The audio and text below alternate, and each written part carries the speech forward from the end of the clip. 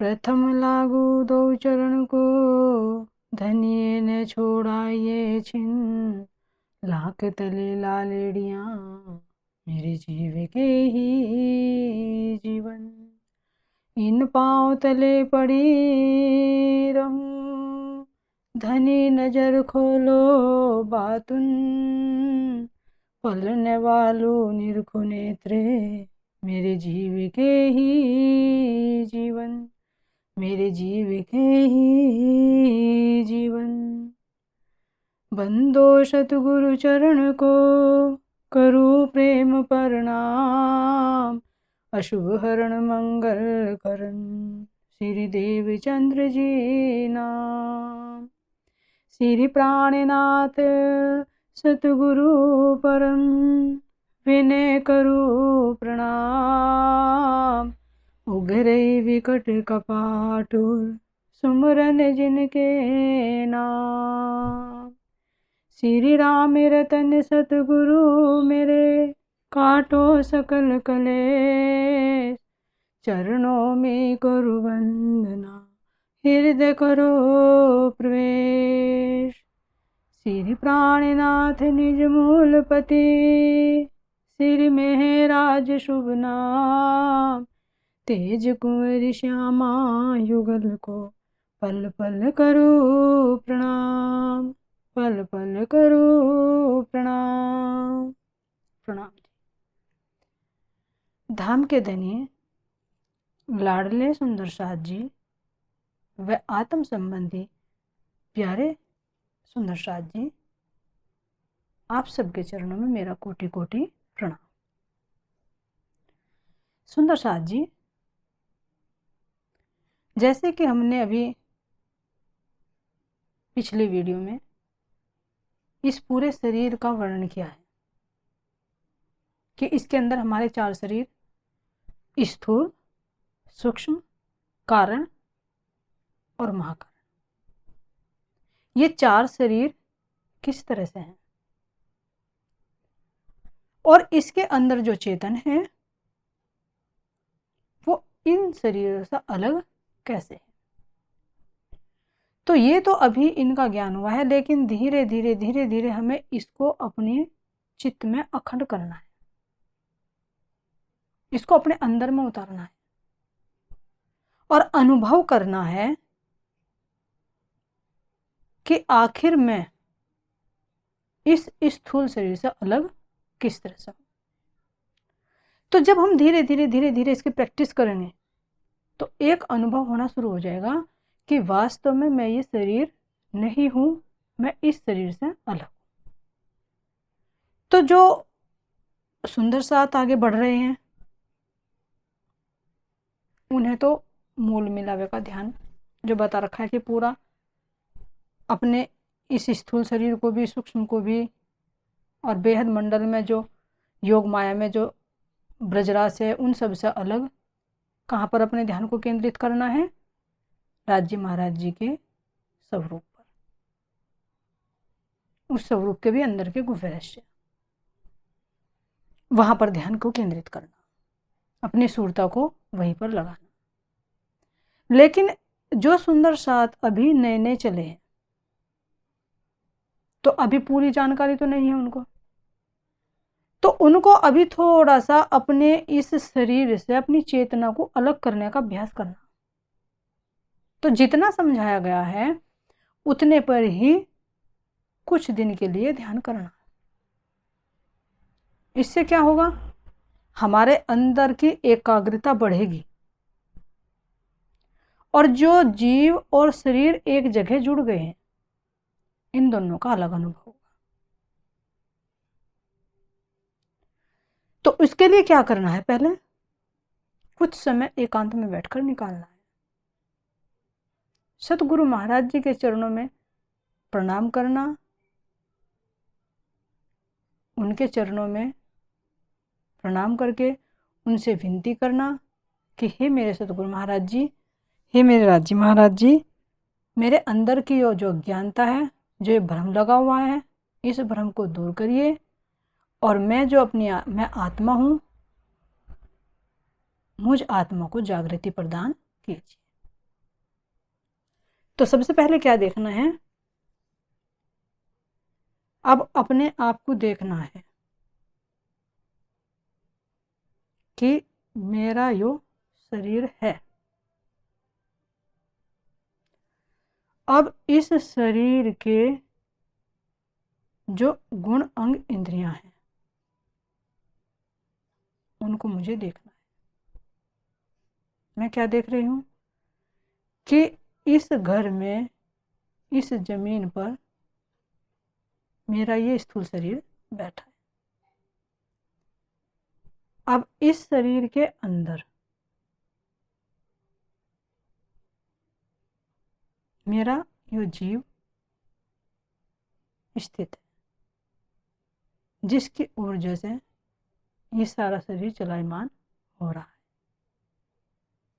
तो मैं जो जीव हूं और जीव को भी देखने वाली इसके ऊपर सूरता, वही आत्मा है। जब तक अज्ञान अवस्था में है तो ये जीव है, और जब इसके अंदर अब जागृति आ रहा है तो ये जीव से आत्मा बन रही है।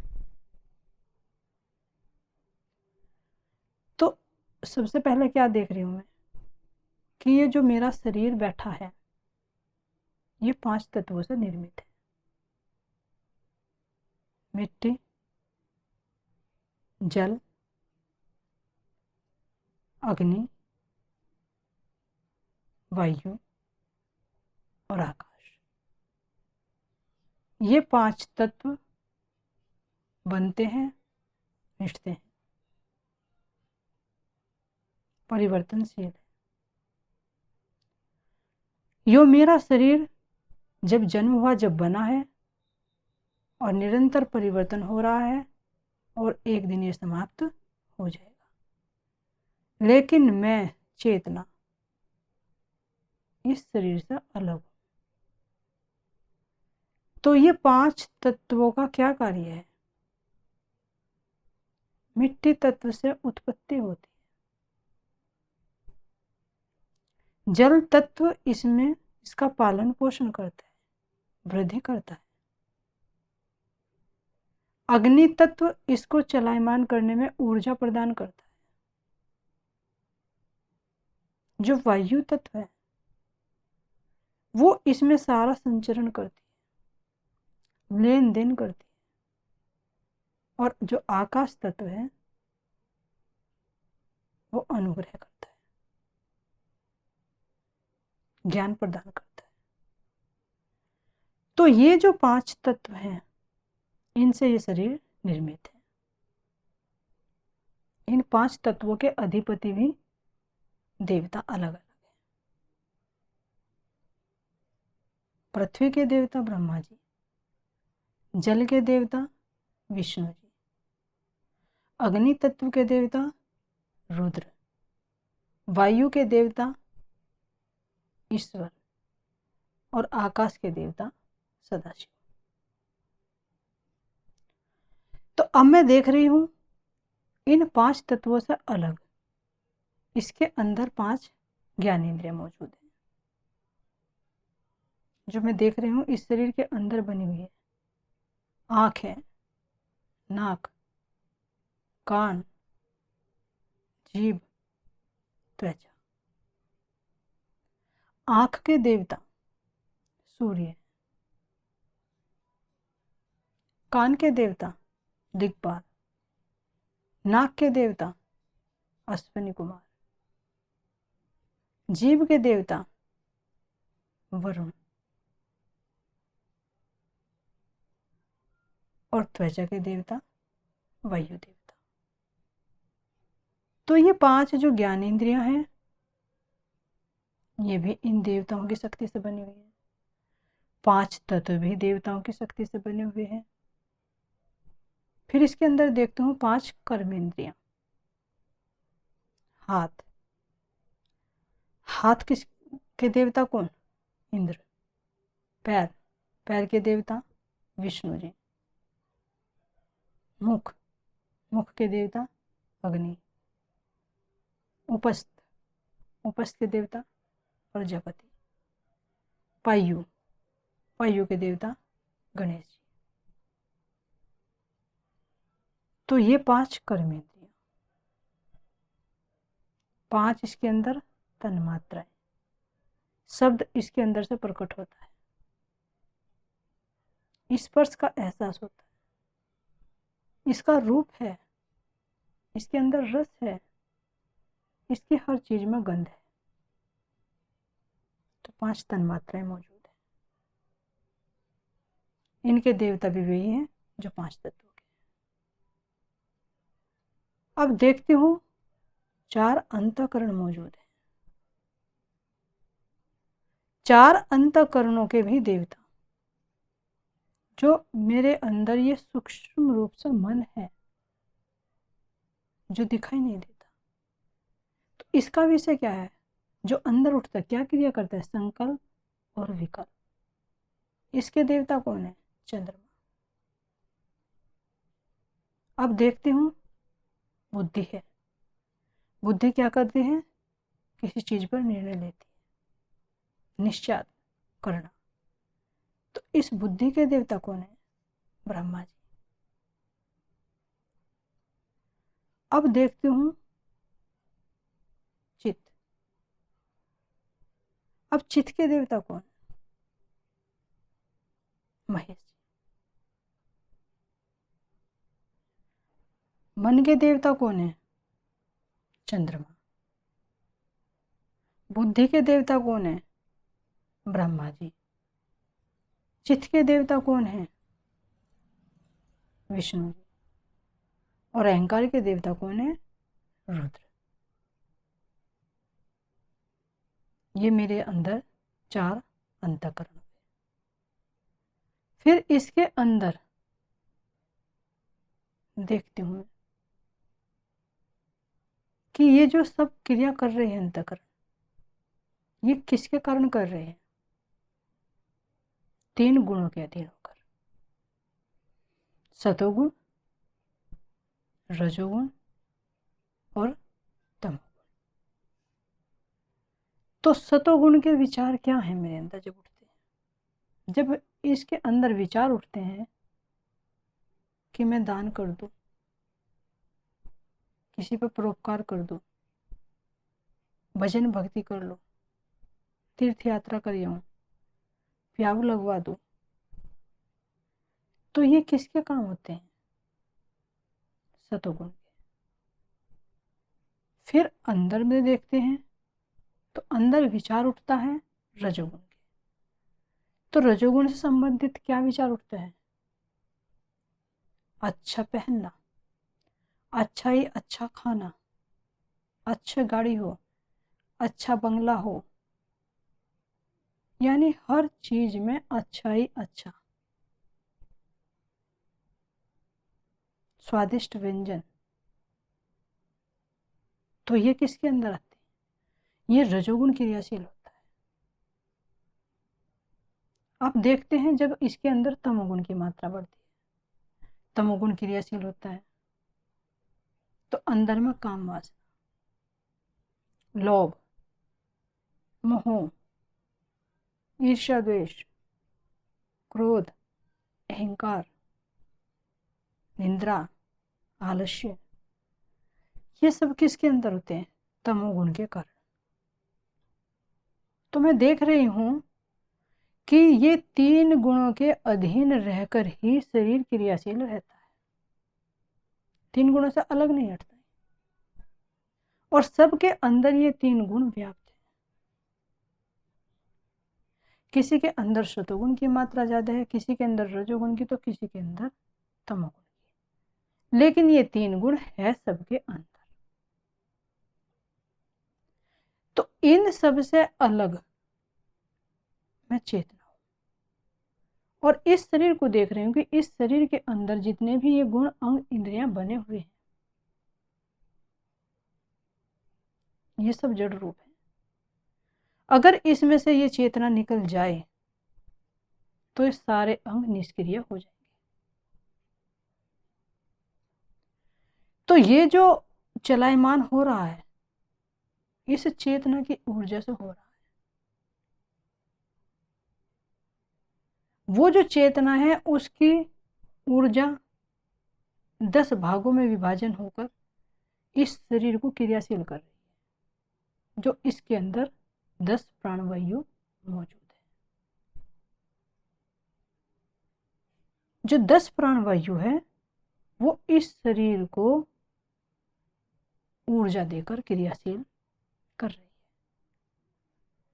तो चाहे सोना है, चाहे जागना है, चाहे बोलना है, चाहे दौड़ना है, चाहे कोई भी क्रिया करनी है, भूख प्यास है, गर्मी सर्दी है, तो ये सब एहसास किसको होता है? इस शरीर को, इन प्राण वायु के कारण। और मैं चेतना इन सब से अलग हूं। तो इस शरीर के अंदर 9 द्वार है।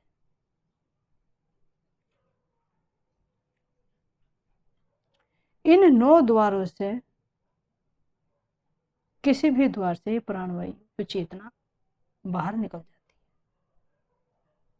जब धनंजय प्राणवायु क्रिया करती है तो इस चेतना को इन 9 द्वारों से बाहर निकाल देती है। लेकिन जो 10वां द्वार है सहस्रार चक्र है। जब उससे ये चेतना बाहर निकलती है, ये ऊर्जा बाहर निकलती है, तो ब्रह्मलोक की प्राप्ति हो जाती है। तो मुझे एहसास करना है कि मैं जो चेतना हूं इस शरीर से बिल्कुल अलग हूं। दोनों में अंतर देखना। ये शरीर जड़ रूप है तो मैं चेतन रूप हूं। ये शरीर बनता मिटता है, मैं बनने मिटने वाला नहीं। ये शरीर दुख सुख का अनुभव करता है, लेकिन मैं दुख सुख को देखने वाली हूं। क्यों? क्योंकि मैं अपने मूल रूप में मैं जीव भी दृष्टा हूं। कब दृष्टा? जब जागृत हूं। ये शरीर परिवर्तनशील हो रहा है और मैं शाश्वत हूं। यो जीव इसके अंदर से निकलता है और जब ये खत्म हो जाता है तो फिर ये दूसरे शरीर को धारण कर लेता है। जिस तरह से पुराने वस्त्रों को उतारकर हम नए वस्त्र धारण कर लेते हैं। तो जो इसके अंदर चेतना है, जो जीव है, वो बनते मिटती नहीं, उसका जन्म मरण नहीं होता। ये सब जो क्रिया होती है ये इस शरीर के साथ होती है। जो भी परिवर्तन होता है शरीर के साथ होता है। तो इसको जैसा स्वरूप मिलता है, अब ये इंसान में के चोले में है तो इंसान जैसा स्वरूप मान लीजिए। किसी पक्षी के शरीर में डल जाएगा तो पक्षी को अपना स्वरूप मान लेगा। लेकिन अब मैं सतगुरु महाराज जी की कृपा से जागृत हो रही हूँ और अपने स्वरूप को पहचान रही हूँ कि ये तन तो बार बार धारण करता है, फिर मिट जाता है, फिर धारण करता है, फिर मिट जाता है। तो किसके कारण? जो मेरी बुद्धि के अंदर अज्ञान, अविद्या और मोह है, उसके कारण ये जीव बार बार आवागमन के चक्कर में ये पड़ा रहता है। 84 लाख योनियों में ये भटकता है। लेकिन अब मैं महाराज जी से विनती करती हूँ कि हे मेरे मालिक, हे मेरे स्वामी, हे मेरे सतगुरु, तो मुझे अपना जागृति ज्ञान प्रदान कर, ताकि मैं इस भव बंधन से छूटकर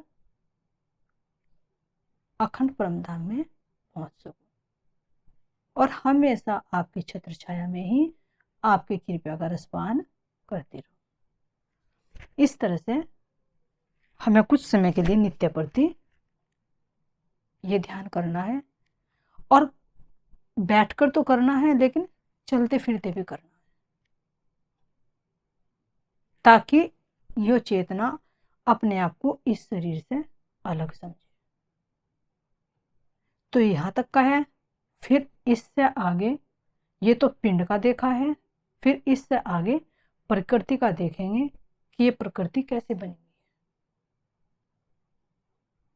इस जमीन है तो इस जमीन की कैसी संरचना है, इससे ऊपर के जो लोग हैं तो वे कैसे हैं, नीचे के लोग जो नरक बताए तो वे कैसे हैं, उनका वर्णन आगे करेंगे। फिर उनके अनुसार अपने ध्यान को फिर ऊपर उठाना है। तो कहाँ तक जाना है अपनी सूरता को लेकर? अपने मूल परम धाम में, जहाँ पर हमारे राज्य महाराज जी विराजमान है। बोले श्री प्राणनाथ प्यारे की जय, सतगुरु महाराज जी की जय हो। प्रणाम जी।